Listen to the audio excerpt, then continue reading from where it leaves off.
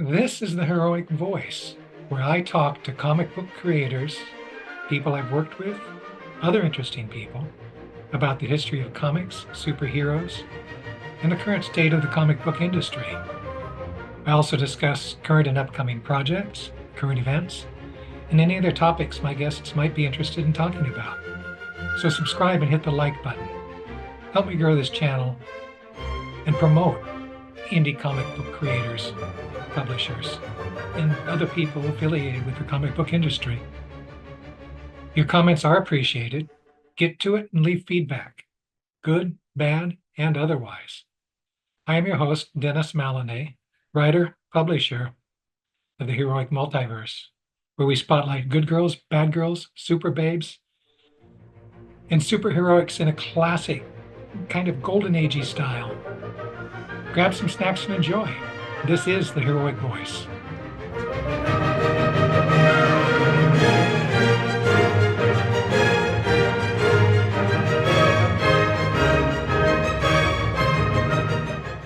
Hi, we're here on the Heroic Voice. We have Onrie Kompan back with us. He was here a few weeks ago to talk about David Anthony Kraft. This time, we want to talk about what he does, and we might segue into some stuff about, Dak if Henri wants to. But hi, welcome back. How's it going? It's good to see you. Likewise, it seems such a long time since we last spoke. Um, Well, I you suppose a few weeks have gone by. you alluded to the work that you're currently doing the last time we spoke. Why don't you tell us a little bit more about that, and specifically how you got started with it and what you're doing now? I started I decided when I got it when I decided I wanted to work in comics. Everybody always says like when you start out in comics in order to like really kind of break in, you want to self-publish your own work first. Well, I decided I didn't just want to self-publish something. I wanted to do something that I would be really proud of. And so I spent a lot of years thinking about what that project would be, and I came across this Korean drama about a Korean admiral that defended his country against the Japanese samurai, and it was a very popular K drama at the time. It came out in 2004, and it was like 104 episodes. It was called The Immortal Yi Soon Shin, and I discovered it in 2006 thanks to my roommate at the time, and I thought it was incredible. I really, really enjoyed it. And it was around this time that I also had read Frank Miller's 300. And about a year later, that graphic novel was adapted to film. And I remember when 300 came out, it was so well received. Like, I went to go see it one night with my friend, and the theater was packed. I mean, everybody was there for 300. And That it wasn't was the admission charge, was it? I mean, it wasn't 300 to get in. no, no, it certainly was not. But I mean, there may have been 300 people in that theater. I mean, it was just that it was a huge opening for a movie like that. It wasn't just like because it was a comic book adaptation, it was because of how it was presented. And that of course made me appreciate the comic book work even more. That hey, there's something to this historical stuff, but that looking a little bit deeper, even Frank Miller himself was inspired by a film called The 300 Spartans, Hmm. which came out in 1952. And he was also inspired by some other books he read. So I was like, Frank Miller did this with The 300 Spartans. I think I could do this too. So I started doing my own research. And I spent about 2 years doing research on the subject matter of Yi Soon Shin, but at the same time, really studying comics as a platform and really kind of trying to figure out how I could go about doing this.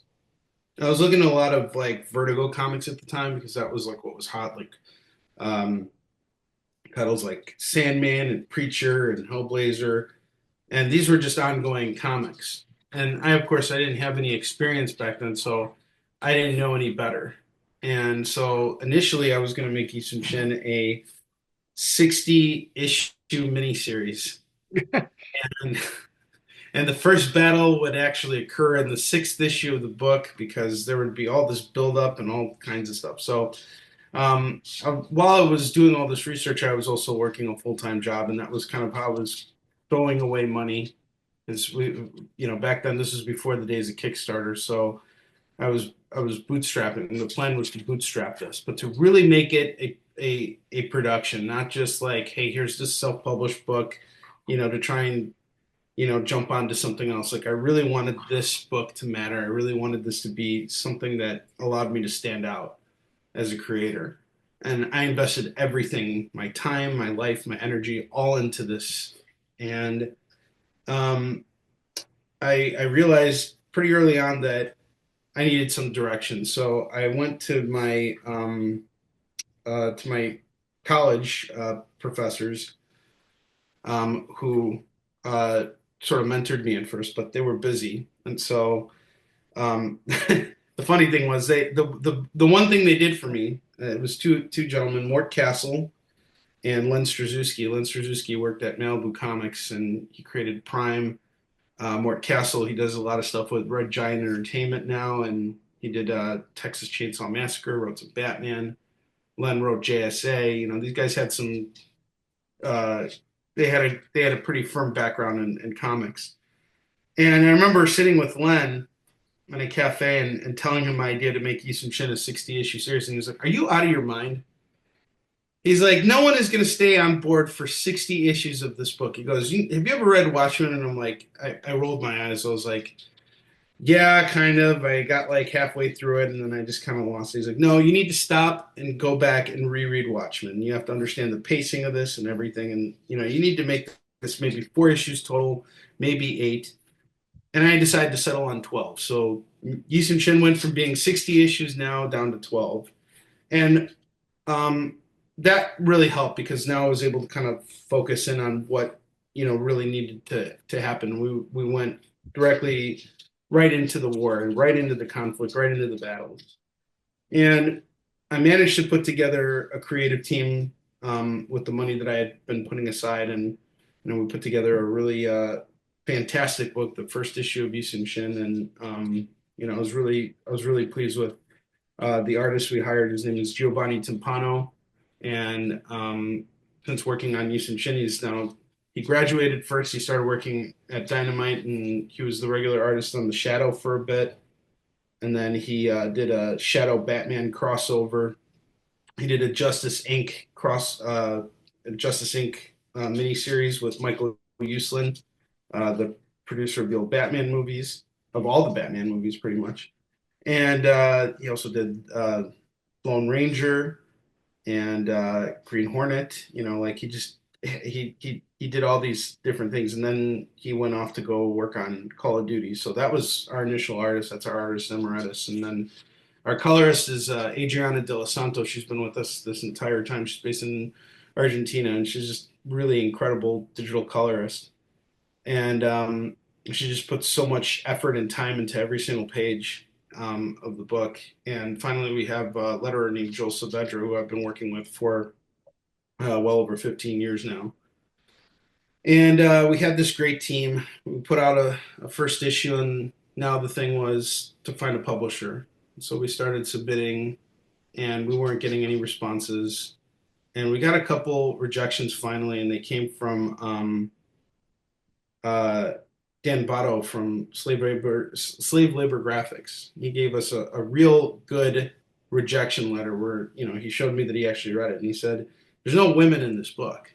Like, there's a lot lacking here," and that kind of made me realize, like, I really need an editor, someone to really kind of steer me in the right direction, and someone who I could really depend on to help build this book up. Because I think the role of an editor is not just to um, you know, not just to make sure that there's no grammar errors in your book or any continuity errors, but to really help you work on the story. When you think you got something good, they challenge you to make it better.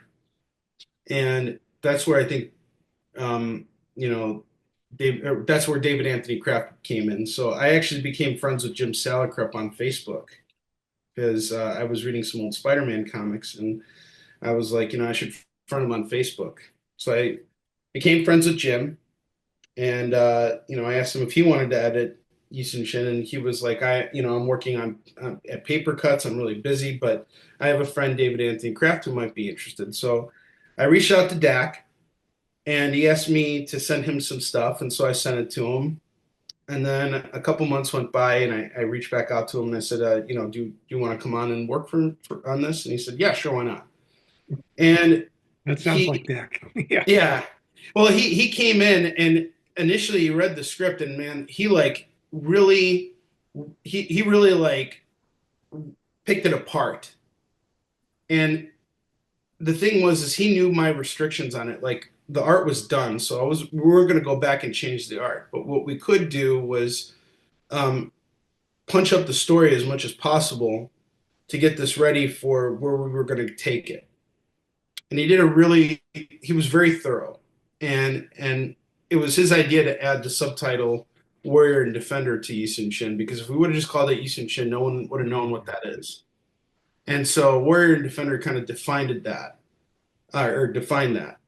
And after we, did that first issue, we were now working on the second issue. And it was around the time that we were completing the second issue that I actually asked him to be the co-writer on the series, because we were just having so many conversations together about this. I felt he was truly invested and involved. And he was really helping me, he was really helping shape me into the creator that I am now. In a lot of ways, he was helping me communicate with the creative team. And he wasn't making things easy for anyone, by the way. I mean, we were all challenged. It was really, really hard.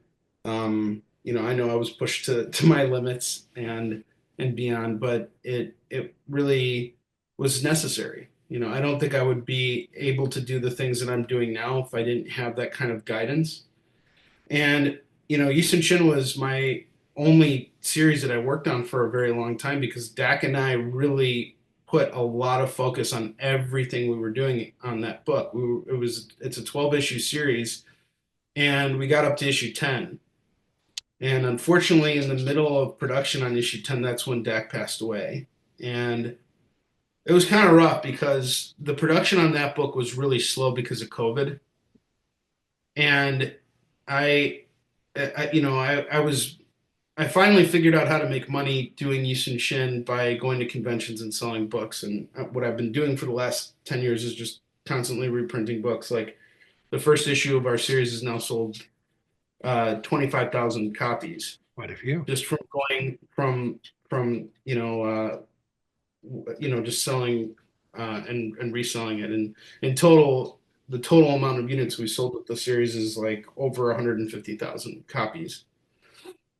So it's been my full-time focus for so long. And so when we finally got to that 10th issue, and it was around the time of COVID, my means of earning money had just kind of like stopped because all the conventions were canceled. And so I didn't really know how to navigate from there. It took me a little while to kind of figure things out. But Dak and I were working a little at a slower pace as a result of that. And it was right around like the time that he got really sick that we were kind of like coming close to this pivotal scene that was like sort of the final, the most important scene of the book. And I knew that his time was up because he had kind of just trusted me to start making all the decisions. And it was almost kind of like him passing things over to me and saying, like, I trust you. I've taught you everything I know. It's time for you to make the decisions. It's time for you to do everything. And when he first passed away, that was really hard for me because like I we were a team. Like he was my business partner in every way. And not only that, he was a moral support. And this is a really hard business, and especially like when you go to a comic convention and you're selling your own creator owned works, no one at these conventions is there for you. Like that's just a fact. I don't, it doesn't matter who you are. You could have the greatest looking book. Most people who go to comic conventions are there for the celebrities, they're there for the exclusives, they're there for a myriad of other reasons, but you are not the reason.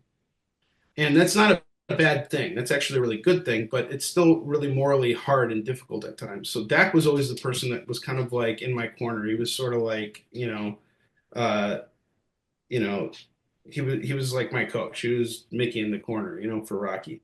And um, he was always there to kind of pump me up when I needed it. And now I didn't have this. And so it was really hard at first to kind of be like, all right, what do I do? And I barely got through that 10th issue. I had a really hard time sort of like picking up the pieces from where we left off. I didn't trust myself. It was I was in too much of an emotional state to like really move on with it. But we got it done. And then I got divorced. And it was through that process that I was kind of like, all right, I think I need to take a break from Yi Soon Shin. And so that's what I did for a minute. And I started focusing on a different series that I'd been wanting to work on. And this is something that I started working on in COVID during COVID, which Dak was going to edit this book too. But he helped with some initial ideas for it. But this ended up becoming something that I used as like a platform to kind of build up my confidence and give myself the acknowledgement that I needed to go back to Yi Soon Shin, which I'll come back to that in a minute. But Warline is my newest series, and it's sci-fi martial arts dystopian story about an old revolutionary and his daughter going after the tyrant that destroyed their lives and now controls their city. And it's a 3 issue miniseries. And I was really inspired by what Kevin Eastman did with, and Peter Laird did with The Last Ronin. And they just like presented this like, limited series. Everything was like, double sized, these big, huge books. And so that was the initial idea.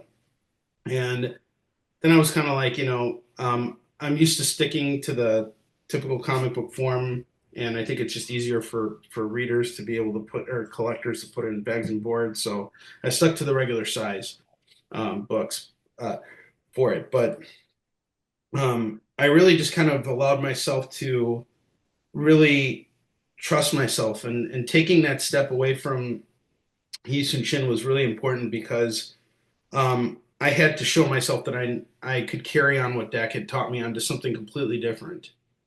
And it was a very cathartic experience for me working on Warline because it's really a dedication to my stillborn child, and that's um, kind of like one of the themes of the book. But it's something that I had a chance to really put a lot of attention and focus into, and all the things that Dak taught me, I definitely want to say were worked into Warlion.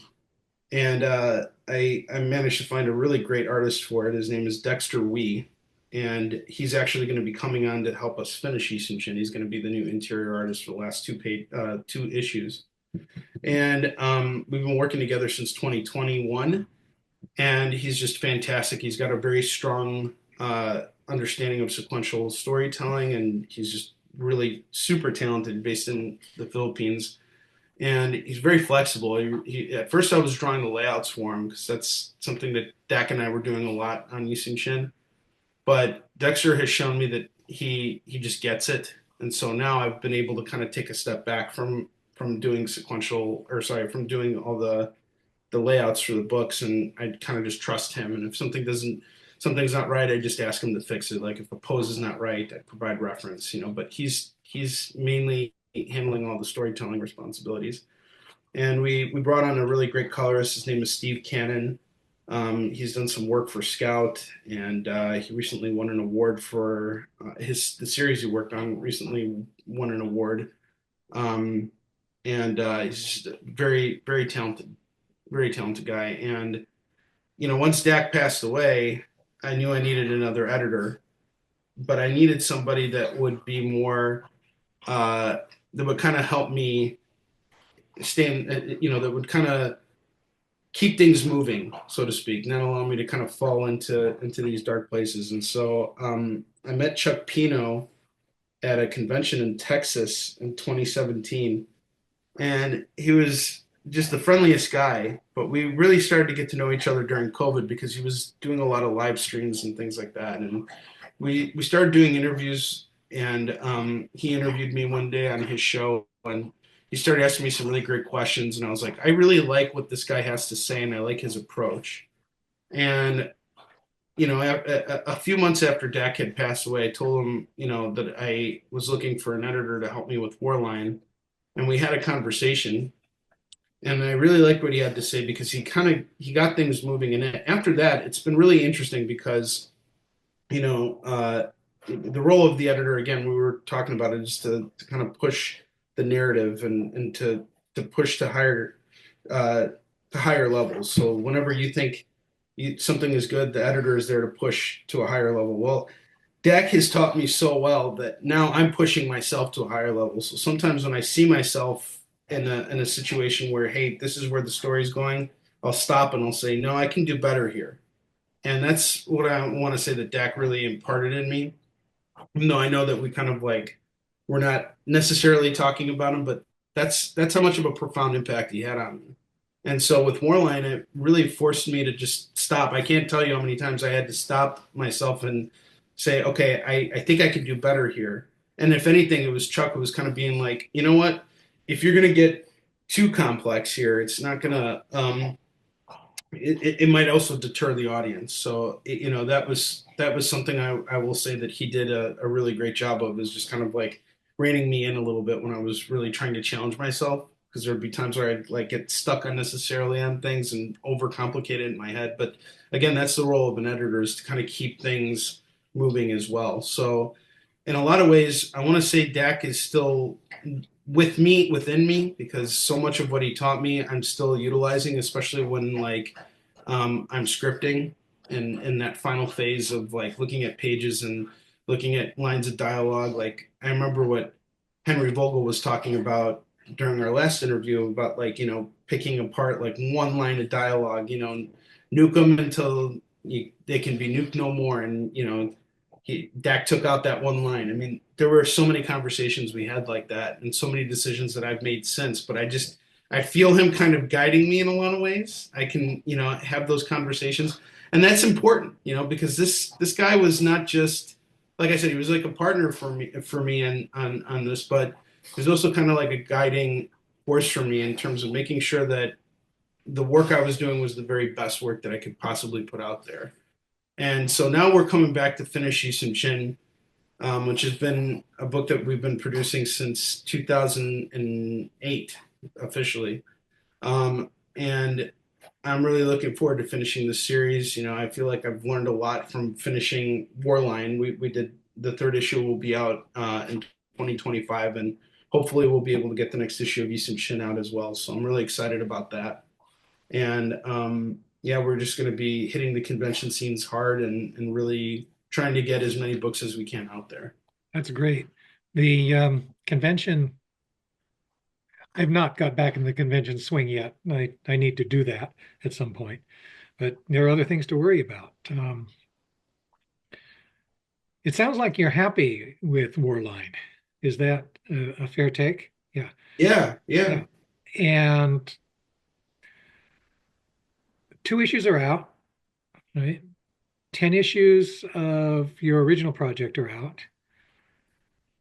For people who do not go to conventions, where can you find them? So if you go to okcomicsonline.com, that's my website. Um, we have it for sale over there.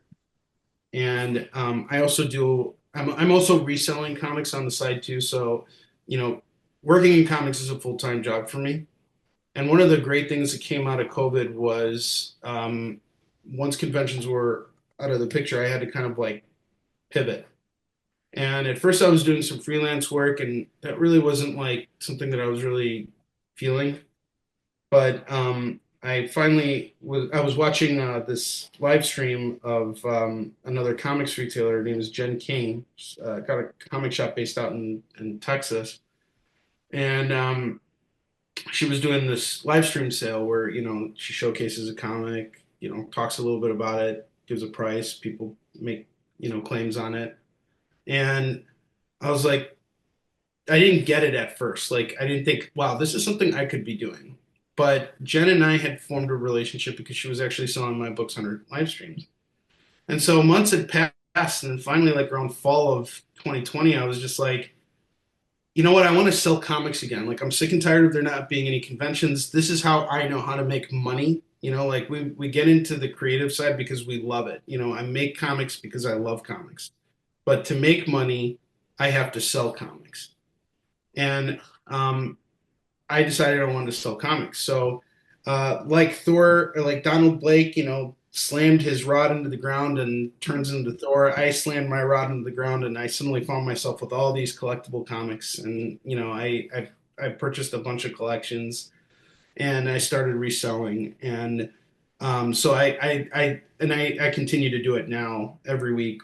I broadcast 6 hours a week, and they're all live streams. And I'm always buying and flipping collections. And so one of the things I do is if folks are watching the show and they want to buy my work through there, they can just ask me, and I can sign their books for them on the air and do like uh, usually they have the COD, certifications, but like I guess you could do a VOD where I can sign it for you on the air and it'll be immortalized forever just on our live stream. But that's another way. We were selling on eBay for a little bit, but I've actually had to take my eBay store down since. So okcomicsonline.com is really the best place to go, and I'm working on building out and listing more items on there as time goes on. But we're aggressively. I had over 1,500 items listed on eBay at one point, but because we had to take our shop down, I've been recycling a lot of those books on my shows to move through Oh, okay. them. So you're an entrepreneur as well as a comic book creator. Yeah. Yeah. I Okay. think that's the trick, right? Is to stay in this business, you got to be very creative on multiple Yeah, fronts. I think that's true. We have our own eBay store, which people can visit. And I have a lot of non-heroic publishing stuff up there as well, as you did, right? Some years ago, I bought several collections, and I dabbled in it. We still have some of those, but it's not something that I do. I mean, it's just something I tried, and it just wasn't for me. But evidently, it works for you, so that's great. Well, I think the thing about it is you're right. It's not for everybody. Like I talk to a lot, like most people, most creators, for them the thing is creativity. It's creating that story. It's Yeah, being able to put it together. The engagement of people is a totally different science altogether because people are uh, it's hard to engage with people. I know personally myself, like when I do store signings, I find it really hard to engage with the customer in a comic shop because I am the customer that walks into a comic shop, and I don't want to be solicited to when I go into a comic shop. Personally, I just want to go get my stuff and leave. But I know that if I don't do this, that they're not going to find any way to my work. So yeah, I have no choice but to do these things. So knowing that I don't have this choice, I can either, not do it, which would be wonderful, or I could find a way to engage with people, and it triggers a different sense of creativity for me. It's like, how can I break the ice with these people? How can I get to know them? How can I turn them into fans of the work that I'm doing? And how can I get them to want to shop with me more? And how can we create that engagement? Because the one thing I learned from COVID was, I built an email list of over 5,000 folks over the period of years that I've been doing this. And every single time I sent out an email, I'd get like no engagement whatsoever. And that's a pretty typical thing across the board. You get people's emails, it's a very passive thing of whether they respond or not, or whether if they even look at it. But if you meet somebody and you sell them your book at a convention and you don't hear from them again, I consider that to be a failure in a lot of ways because it's like mm, that's the end of our business. The true success is when you get somebody that truly that follows you everywhere. The people that come back to you at the conventions and say, "Hey, I read your books and I really enjoyed them." That's the success. because Well, then you know that someone paid attention, you know? yeah, that's actually the joy of it. When you find somebody who actually loves what you do, it's validation, it's reinforcement, and it's the awareness that you actually are producing something that somebody really likes. I mean, that's an important thing. Um, let's talk about what you might do for your next project. Have you given that any thought? I have actually given it a lot of thought. And very quickly, let's give people a sense of what's coming as well as what's coming. So, So, Warline is definitely going to be getting a sequel. ah, And, but before we war get plane, not just a line. You're going to read it. War Planes, no, I was thinking, War Cheetah now. Ah, No, we actually came up with a really cool title for it, which I'm not going to reveal yet, but it'll be out once we're done with Yi Soon Shin. So right now, the next 2 years of my life are going to be dedicated to just finishing Yi Soon Shin in terms of the projects that people will actually hear about and see, and then we're going to work on the sequel to Warline. But I also have been thinking about a completely new IP because that's something that I absolutely love doing. You know, but you don't want to talk about it yet. oh no, I do actually. I'm Okay. really, yeah. I haven't really, I can't really talk about it because I don't really have anything yet. It's just like the initial like, um, Let's give people a teaser here. Let's very quickly give a brief summary. yeah, sure. I'm thinking something horror. It's definitely going to be a horror project. I've been really getting Cool. into horror with my son lately, so I want to do something horror based. I've already had a chance to do some licensed horror work on Tales from the Crypt with Dak again, which was really cool. So it'll be cool to revisit that genre. And I definitely want to say that in pretty much everything I've written, horror has had some influence over everything I've worked on so far. So this will be an interesting genre to tap back into. I'm not sure how exactly yet. I think I'm still too far off. I don't even have like the inklings of an idea yet, but I definitely want to do something in that genre. So to sum it up, your next project, you want to be a horror comic Yes, book, but you haven't actually decided what it's going to be. no idea, none whatsoever. Okay. Henri, thank you. Thank you for being Dennis, here. Right. thank you so much. Um, Stay in touch.